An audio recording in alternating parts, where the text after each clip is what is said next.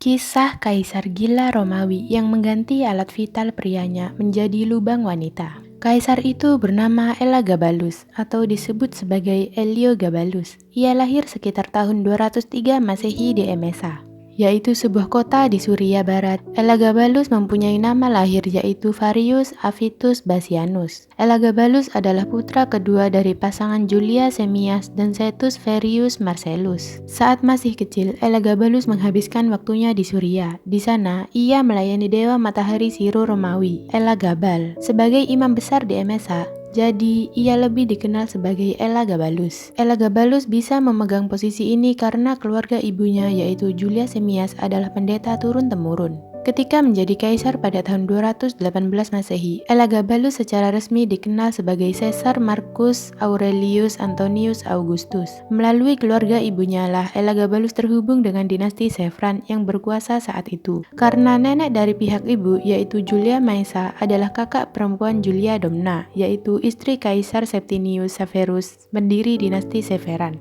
Elagabalus adalah seorang kaisar Romawi yang hidup pada awal abad ketiga Masehi. Ia dianggap sebagai salah satu kaisar terburuk dan paling dibenci Romawi. Bahkan, dia ditempatkan dalam jajaran yang sama dengan kaisar gila lainnya seperti Nero dan Caligula. Nenek dan ibunya sangat berperan penting dalam mengangkat Elagabalus ke tahta Romawi, dan pada kekuasaannya, mereka berdualah yang mengendalikan kekaisaran. Sementara itu, Elagabalus sebagian besar disibukkan dengan masalah agama dan orientasi jenis kelaminnya.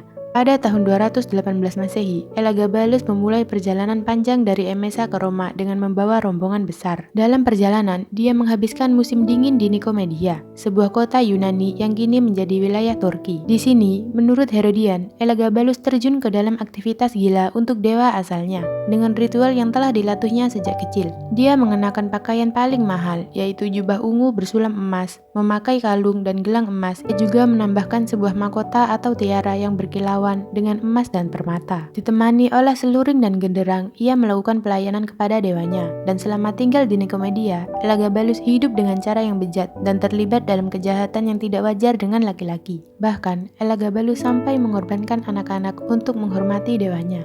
Ia mengumpulkan anak-anak bangsawan yang berparas rupawan, kemudian melakukan ritual dan nyanyian magis lalu mengambil nyawa mereka untuk korban persembahan kepada dewanya.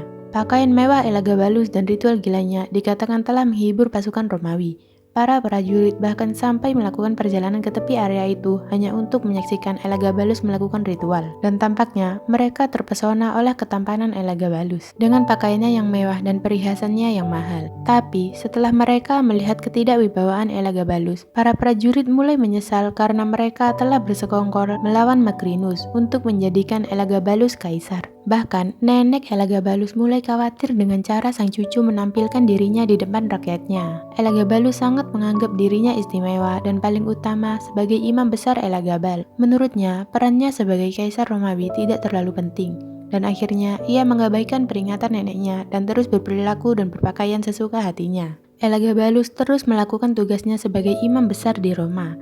Hal ini membuat orang-orang Romawi menjadi tidak senang. Dia juga mendirikan sebuah kuil besar dan megah dan mengelilinginya dengan banyak altar. Kemudian, ia datang pagi-pagi dan mengorbankan sejumlah sapi jantan dan domba. Kemudian, Elagabalus menari di sekitar altar dengan musik yang dimainkan. Para wanita dari negaranya juga menemaninya menari. Saat mereka mengitari altar, seluruh kesatria berdiri untuk menonton seperti menonton di teater. Elagabalus diduga telah mengatur ritual pernikahan antara dewa Elagabal dan dewa lainnya. Contohnya dengan Dewi Urania dari Afrika Utara. Selain memperkenalkan praktek asing yang tidak sesuai dengan adat istiadat Romawi, Elagabalus juga kurang menghormati adat Romawi dan suka melanggar sejumlah hal tabu. Ia mengenakan riasan dan gaun sutra impor dari Cina.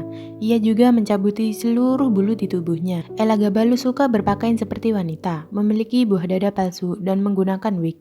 Ia bahkan menawarkan kekayaan kepada siapa saja yang bisa mengubahnya menjadi wanita. Meskipun ia menikahi wanita, tapi hatinya telah mencintai Herogles, seorang pembalap kereta. Elagabalus selalu berjalan dengannya di sekitar Roma dan memanggilnya suami.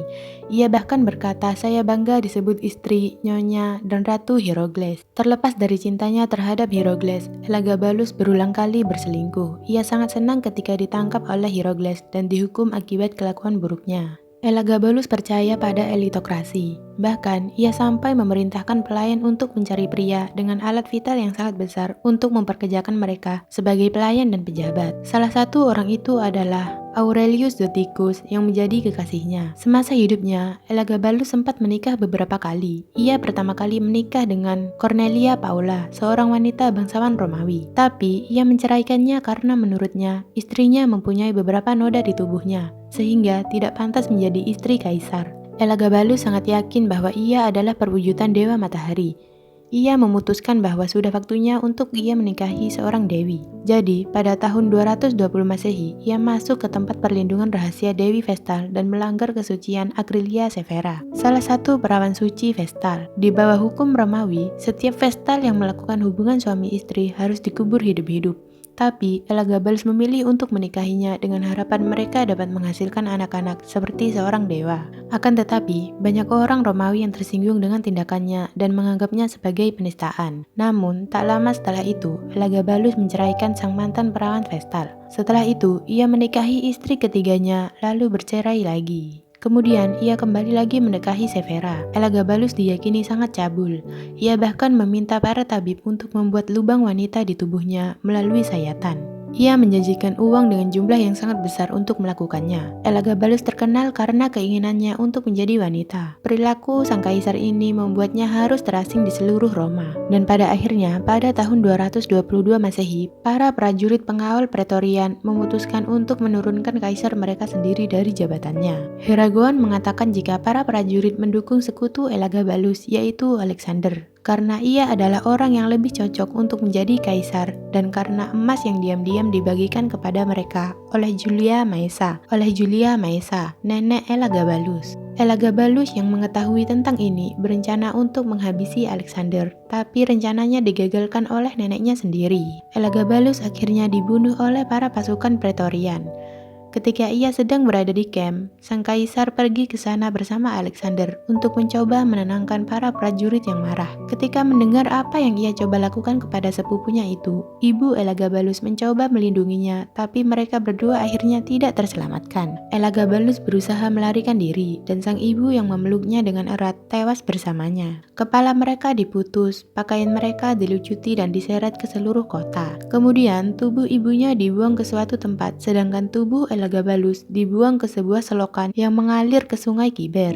Inilah akhir dari kisah Elagabalus, salah satu kaisar Romawi yang paling tidak disukai yang berakhir naas. Terima kasih buat yang sudah menonton. Kalau kalian suka dengan video ini, silahkan tekan subscribe, like, dan komen ya. Dan komen di bawah pendapat kalian tentang video ini supaya kita bisa sama-sama belajar. See you the next video.